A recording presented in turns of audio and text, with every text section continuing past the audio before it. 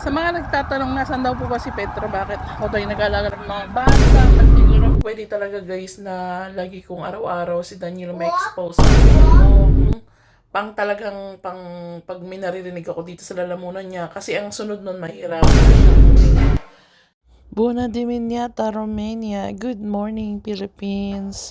Kamusta po ang lahat? So, ngayong araw ay papasok na po kami sa aming kanya-kanyang pupuntahan. Si Jacob ihatid namin sa school. You know? Gusto niyang dumaan dito before kami pumasok. Hello guys! Good morning! Have a nice day guys. So, nahatid na po namin si Jacob sa school.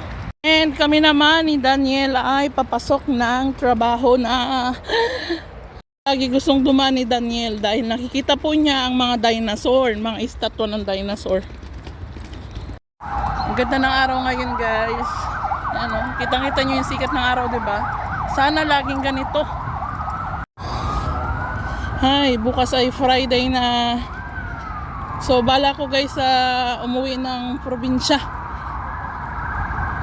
Nga pala guys, may angel, nag-start na po ng trabaho si Petro.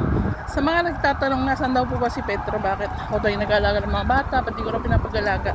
So si Petro po, sa hindi nakakaalam at hindi nanonood ng mga vlog ko everyday, si Petro po ay nagtatrabaho na po sa probinsya at pumasok po siya ng construction kahit hindi sa kanya pwede kasi di ba po aksidente siya.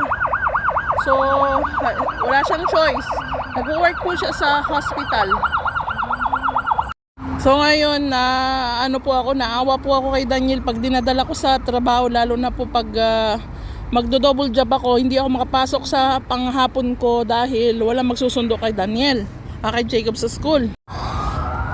Hay, bukas ay Friday na. So bala ko guys umuwi ng probinsya.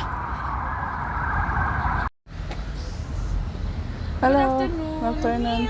You're up Guys, nandito na, sundo na si Jacob.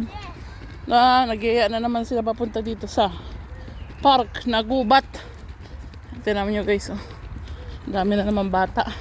Ang kagandaan kasi, nasa middle siya ng maraming puno. Pag-itsura natin guys. Anong pagod man din. Grabe. Are you tired? Ayaw niya.